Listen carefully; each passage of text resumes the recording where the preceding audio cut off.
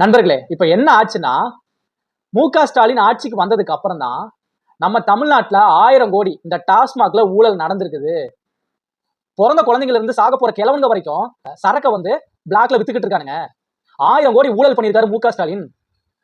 மு.க.ஸ்டாலின் தான் முதல்ல குற்றவாளி. மு.க.ஸ்டாலினை பிடிச்சி விசாரணை பண்ணணும். 1000 கோடி ஊழல் பண்ணிட்டாரு மு.க.ஸ்டாலின் அப்படின்னு அண்ணாமலையான மு.க.ஸ்டாலினை பயங்கரமா திட்டுறாருங்க.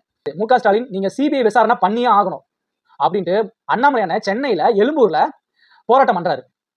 உடனே மு.க.ஸ்டாலின் அண்ணன் போலீஸுக்கு போன் பண்ணி யாரை கேட்டு அந்த பாஜக ஆளுங்க போராட்டம் பண்றானுங்க, ஏதாவது பர்மிஷன் வாங்கினாங்களா? எதுவுமே வாங்கல. உடனே போலீஸ் நீங்க போய் அண்ணாமலையை தூக்கிட்டு போய் கல்யாண மண்டபத்துல போட்டு அடைச்சிருங்க அப்படின்ட்டு அண்ணாமலையான தமிழிசை சவுந்தரராஜன் எல்லாத்தையுமே கூட்டிட்டு போய் ஒரு கல்யாண மண்டபத்துல போட்டு அடைச்சிட்டாங்க. அந்த சாப்டர் அதோட முடிஞ்சுங்க. இப்போ விஜய்கிட்ட ஒரு கொஸ்டின் கேட்கறாங்க. விஜய், இப்போ அண்ணாமலை அண்ணன் இந்த மாதிரி மு.க.ஸ்டாலின் ஆட்சிக்கு வந்ததுக்கு அப்புறம் தான் 1000 கோடி ஊழல் நடந்திருக்குது, நம்ம தமிழ்நாட்டில் சட்டம் ஒழுங்கு சீர்கெட்டு போச்சு அப்படின்னு பேசிட்டு இருக்காரு, போராட்டம் பண்ணியிருக்காரு அண்ணாமலை. இதை பத்தி நீங்க என்ன நினைக்கிறீங்க விஜய் அப்படின்னு கேட்டிருக்காங்க. அதுக்கு விஜய் என்ன சொல்றாருன்னா, எங்க ஊழல் நடந்திருக்கு? தமிழ்நாட்டில். தமிழ்நாட்டை யார் கண்ட்ரோல் வச்சிருக்கா? மத்திய அரசு. மத்திய அரசை யார் ஆள்றா? மோடி. மோடியோட ஆட்சி யாரு? நம்ம அண்ணாமலை. ஏன் அண்ணாமலை நினைச்சிருந்தா ஒரு பெரிய ஸ்டெப் ஏதோ ஒன்று எடுத்து இதுக்கு ஒரு சொல்யூஷன் கட்ட முடியாதா? அதை விட்டு போட்டு ஒன்றுத்துக்கு இல்லாத போராட்டம் பண்ணிட்டு இருக்காரு அண்ணாமலை. அண்ணாமலையும் இந்த திமுகவும் கூட்டணிங்க, மறைமுக கூட்டணி, இன்டைரக்டா 2 பேரும் க்ளோஸ் ஃப்ரெண்ட்ஸு. ஆனா எதிரி மாதிரி வெளியே காட்டிக்குவாங்க, இந்த நாடகம்லாம் காட்ட வேண்டாம் பிஜேபி அப்படின்ட்டு விஜய் சொல்லிட்டாருங்க.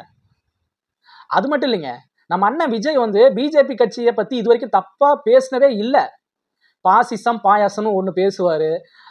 அதுக்கப்புறம் பார்த்தீங்கன்னா அவ்வளோதான். அதுக்கப்புறம் திமுக ஆட்சி பற்றி தான் வந்து தப்பாக 1-2 வார்த்தைகள் பேசுவார். அதுவும் இந்த உமன்ஸ் டே பெண்கள் தினத்தோட நம்ம தெரியாமல் வந்து மு.க.ஸ்டாலின் ஓட்டை போட்டுட்டோம், நாடு சுடுகாடாகி போச்சு, மக்களுக்கு பாதுகாப்பு இல்லை, குறிப்பாக பெண்களுக்கு பாதுகாப்பு இல்லை, வீட்டை விட்டே வெளியே வர முடியல, பெண்கள் சந்தோஷமாக இருக்க முடியல, பிறந்த குழந்தையிலேருந்து சாக போகிற கிளவி வரைக்கும் பாலியல் டார்ச்சர் இருக்குது, அதனால் 2026 இந்த திமுக ஆட்சி ஒழிக்கணும் அப்படின்னு நம்ம விஜய் அண்ணன் பேசுவார் திமுகவை பற்றி. ஆனால் பிஜேபி பற்றி தப்பாக இது வரைக்கும் பேசினதே இல்லைங்க.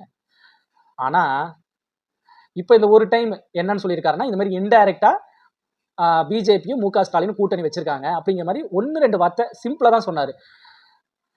இதை பற்றி அண்ணாமலை அண்ணன்ட்ட பத்திரிகையாளர்கள் கேட்டாங்க, என்னங்க விஜய் வந்து இந்த மாதிரி சொல்லிட்டு இருக்காங்க, நீங்களும் திமுகவும் இன்டைரக்டாக கூட்டணி வச்சிருக்கீங்களாமா, ஃப்ரெண்ட்ஷிப்பில் இருக்கீங்களாமா, என்னங்க அப்படின்னு கேட்கும் பொழுது அண்ணாமலை என்ன சொல்றாருன்னா, விஜய் கிளின்னு கிழிச்சிட்டாரு.